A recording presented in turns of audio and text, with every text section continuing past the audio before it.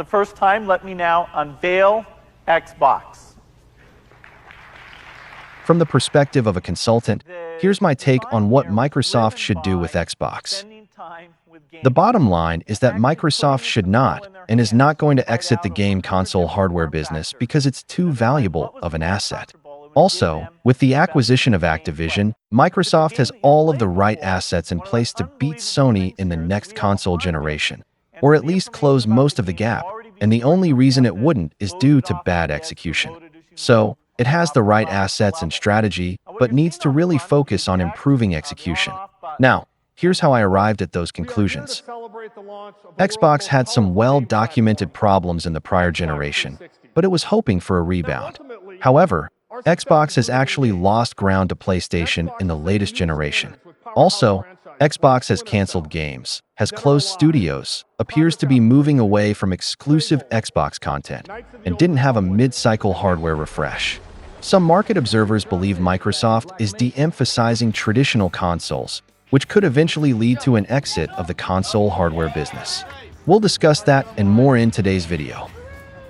Even though the Xbox is in third place in the console market, when excluding PC and mobile, the console hardware business is a valuable asset with significant optionality given the predicted rise of AI, virtual reality, and augmented reality. For example, at any given moment, there are millions of unused Xbox GPUs that Microsoft might be able to leverage one day for distributed processing tasks in AI or big data. The key point is that we don't know what the future will look like, but maintaining the Xbox hardware business could enable lucrative opportunities in the future. Also, even though it's underperforming, it's not like Xbox is a major cash flow drain for Microsoft. So, the cost of this optionality has been manageable. Thus far, Microsoft's strategy with Xbox has been sound. Up to this point, for the most part, it has been playing traditional strategies. Its problem is poor execution in fundamental areas. The console market is large enough for 3 platforms. Nintendo and PlayStation have both proven that the traditional console strategy still works well. So, the console makers convince publishers to sell games on their platform, which attracts consumers to the platform.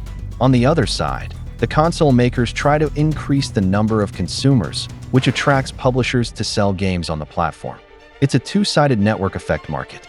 The traditional pillars of the console market are to sell good, affordable hardware, often at a loss, which is commonly called the razor blade model, and to build or buy game exclusives. However, the main source of profitability is typically not from the exclusive games, but rather from taking a 30% fee on third-party sales. Now, a third leg of the strategy at Xbox has been Game Pass, which is similar to the Netflix subscription model, in which there is a portfolio of older library content bundled with exclusive premium content. The strategy works for Netflix, and I think it is a sound strategy to try out in the gaming market as well. So, if Xbox's strategy thus far has been sound, this means that its underperformance is likely due to poor execution. Well, who is ultimately responsible for execution of the strategy at the Xbox console business? That would be the top leadership at Xbox, so my first recommendation is to change the leadership at Xbox. The top 2 leaders are currently Phil Spencer and Sarah Bond. The biggest problem at Xbox has been the lack of exclusive premium content because of mismanagement at the Microsoft-owned and operated game developers, including mismanagement with its recently acquired game studios. That's probably the first thing that new management would need to fix. Also, how's it possible that Bonnie Ross wasn't fired much sooner from 343 Studios? It kind of reminds me of the situation at Lucasfilm with Kathleen Kennedy. People are forgetting that Microsoft actually doesn't have this content problem anymore with the acquisition of Activision.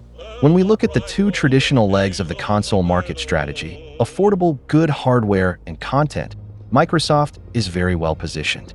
It now needs to figure out a way to leverage Activision without raising competition concerns. Another issue they need to tackle is that the Xbox console base is smaller, so an exclusive title for the Xbox lowers overall revenue for the game in the short run since it prevents the game from being sold on other larger platforms. However, I'm confident that new, smart leadership at Xbox would be capable of navigating these issues.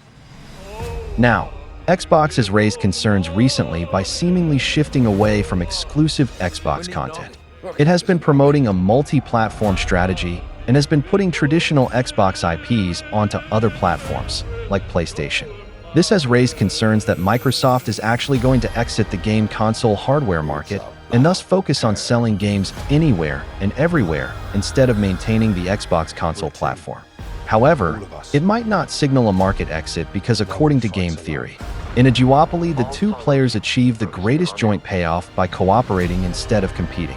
Also, Xbox has been sharing its traditional IP with Sony on a delay. Simultaneous releases on PlayStation have been with more recently acquired IP like Doom.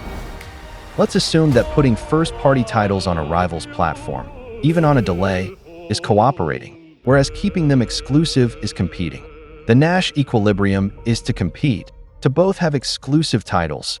Thus, they can only achieve the low competition state by directly or indirectly cooperating. Direct and explicit cooperation would be illegal. So, from a textbook game theory perspective, Microsoft could be seen as trying to engage in cooperation via an indirect manner. Microsoft has signaled to Sony that it wants to cooperate instead of compete by moving first to put Xbox IP onto PlayStation, and Sony has signaled back that it is willing to cooperate, at least to some extent, by reciprocating, such as by putting Helldivers 2 onto Xbox in a delayed release. What about the cancellation of the Xbox handheld, the release of the Asus ROG Xbox Ally, which doesn't play Xbox console games, and the rumblings that the next Xbox console could play PC games? I don't think we have enough information to really evaluate a lot of these strategic moves or speculations of strategic moves. However, regardless, I have lost faith in current Xbox leadership to execute on whatever strategy is decided upon.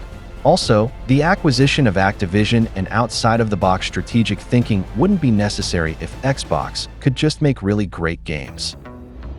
Let's move on to hardware. The Xbox hardware has generally been praised in the current generation.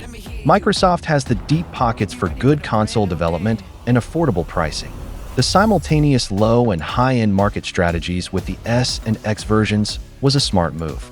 However, one low-hanging fruit is that the polling rate of the Xbox controller is half the rate as that of the PlayStation controller.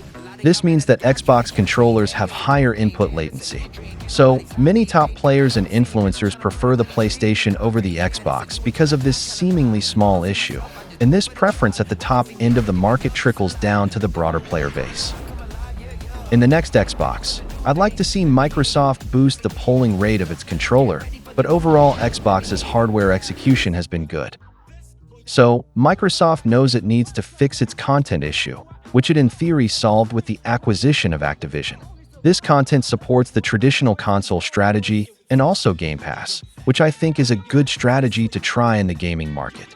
Game Pass provides games, but it also provides other types of content for gamers. For example, in the case of Overwatch 2, Game Pass subscribers also receive free in-game digital items. This is a great idea that I think they should get even more aggressive on.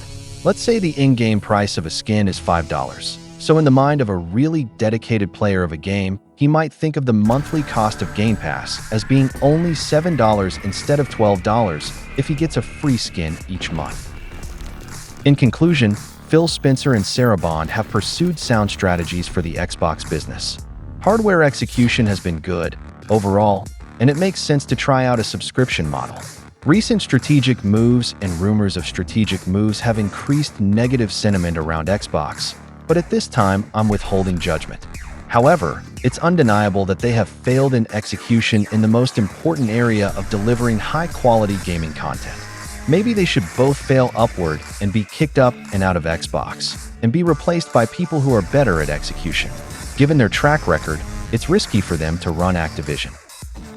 It's too early to throw in the towel on the Xbox hardware business. Microsoft knows that it has a lot of optionality. Also, both Nintendo and PlayStation have proven that the traditional console strategies can still be very profitable.